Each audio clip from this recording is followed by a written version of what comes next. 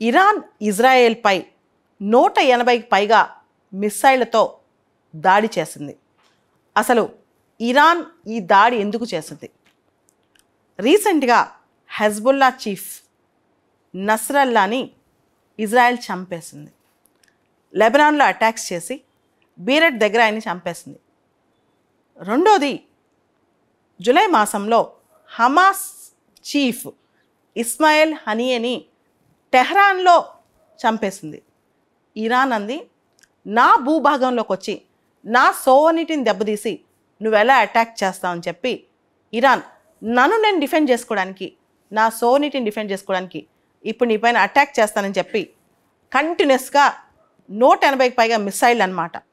మనం చూస్తే అటాక్ ఇజ్రాయెల్లో అర్బన్ సెంటర్స్ టెల్ అవీవ్ దగ్గర కావచ్చు, జెరూసలేం దగ్గర కావచ్చు, కంటిన్యూస్గా అటాక్స్ అవుతూనే ఉన్నాయి.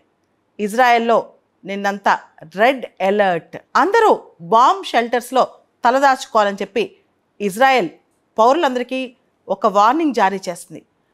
దాదాపు 1 కోటి మంది ఉన్న ఇజ్రాయెల్ జనాభా, దాదాపు 10 మిలియన్స్ అనమాట వాళ్ళ జనాభా, అందరూ ఇప్పుడు ఏ రోజైనా డైరెక్ట్ అటాక్ ఇరాన్ నుంచి జరగవచ్చు అనుకుంటున్నారు. గత 6 మాసాలు చూస్తే ఇరాన్ ఇజ్రాయెల్ ఇలా డైరెక్ట్ అటాక్ చేయటం ఇది రెండోసారి. అప్పుడు ఆపరేషన్ ట్రూ ప్రామిస్ అన్నాం, ఇప్పుడు ఆపరేషన్ ట్రూ ప్రామిస్ 2 అంటున్నాం అనమాట. అప్పుడు బ్యాలిస్టిక్ మిసైల్స్, డ్రోన్సే వాడింది.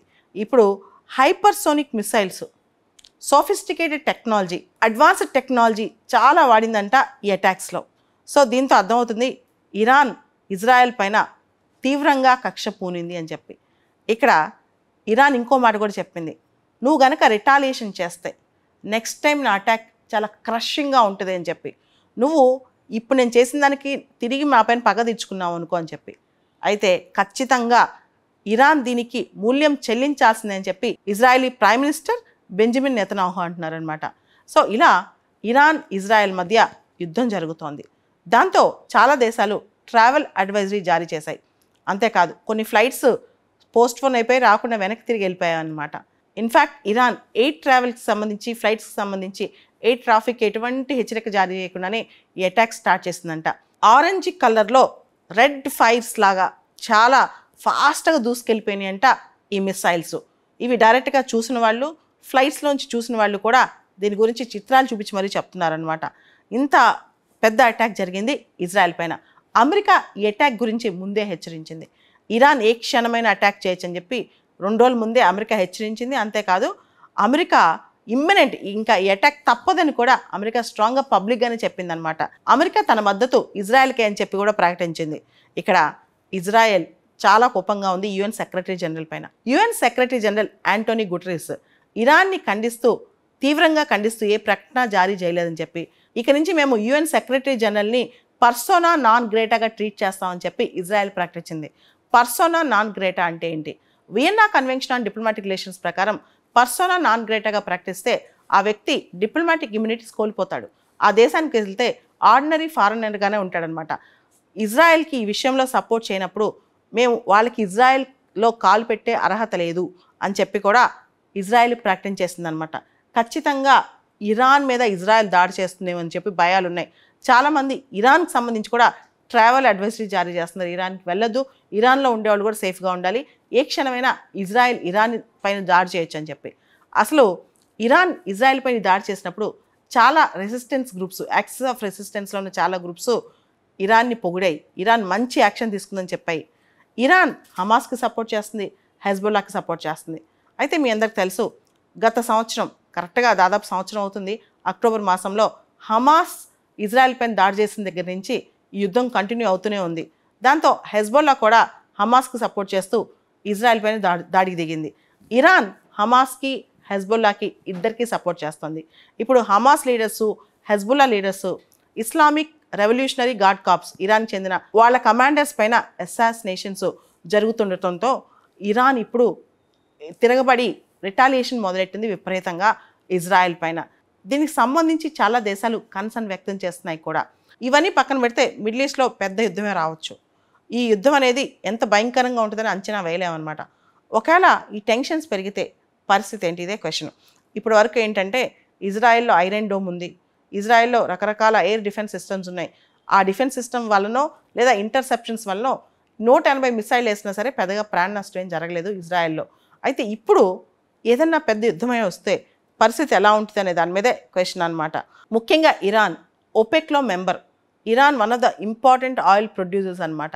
ఇరాన్ ఇజ్రాయెల్ కనుక యుద్ధం మీదకి వస్తే, మిడిల్ ఈస్ట్లో క్రైసిస్ వస్తే ముందుగా ఆయిల్ ప్రైజెస్ పెరుగుతాయి.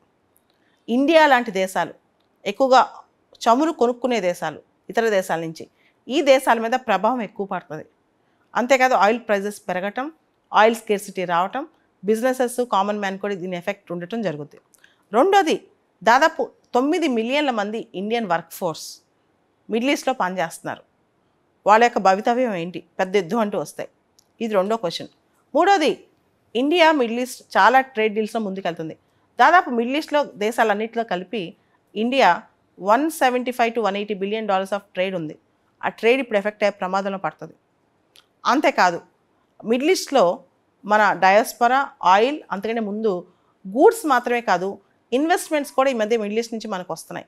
స్టార్టప్స్ పెరుగుతున్నాయి. ఇవన్నీ కూడా దెబ్బతినే ప్రమాదం ఉంది. అండ్ ఈ టైంలో ఇండియా ఇరాన్ వైపు ఉంటుందా, ఇజ్రాయెల్ వైపు ఉంటుందా? ఇది కూడా ఒక క్వశ్చన్. మనం ఇజ్రాయెల్తో ప్రాక్టికల్గా రిలేషన్ మంచి సంబంధాలు మెరుగుపరుచుకుంటున్నాం. 1992లో ఇజ్రాయెల్తో డిప్లొమాటిక్ రిలేషన్షిప్ స్టార్ట్ చేసి రీసెంట్గా 2017లో కూడా ఫస్ట్ ప్రైమ్ మినిస్టర్ అంటే భారతదేశం తరఫున మొదటిసారి మన ప్రధాని ఇజ్రాయెల్కి వెళ్ళటం. అండ్ ఇంకో పక్క ఇరాన్, అవుననుకున్నా కాదనుకున్నా Iran is a good friend to India ఒకప్పుడు. ఇప్పుడు ఇరాన్కి దగ్గర అవుతుందా, ఇజ్రాయెల్ దగ్గర అవుతుందా? ఎవరికి సపోర్ట్ చేస్తుంది ఇండియా? ఈ వార్కి సంబంధించి ఇండియా స్టాండ్ ఏంటి? ఇది కూడా పెద్ద ప్రశ్న అనమాట. ఇవన్నీ పక్కన పెడితే అమెరికా మాత్రం మీకు తెలుసు నెక్స్ట్ మంత్ అమెరికన్ ఎలక్షన్స్ కూడా వస్తున్నాయి. అమెరికన్ ఎలక్షన్స్ కూడా ఈ ఇజ్రాయెల్ జూయిష్ లాబీ అక్కడ చాలా ఎక్కువ స్ట్రాంగ్ అనమాట.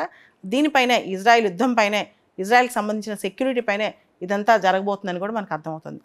ఇవన్నీ పక్కన పెడితే ప్రస్తుతం యుద్ధం అంటూ వస్తే కనుక, ఇరాన్ ఇజ్రాయెల్ మధ్య యుద్ధం అంటూ ఎస్కలేట్ అవుతే కనుక అది మిడిల్ ఈస్ట్లో అతిపెద్ద క్రైసిస్ అని చెప్పుకోవచ్చు.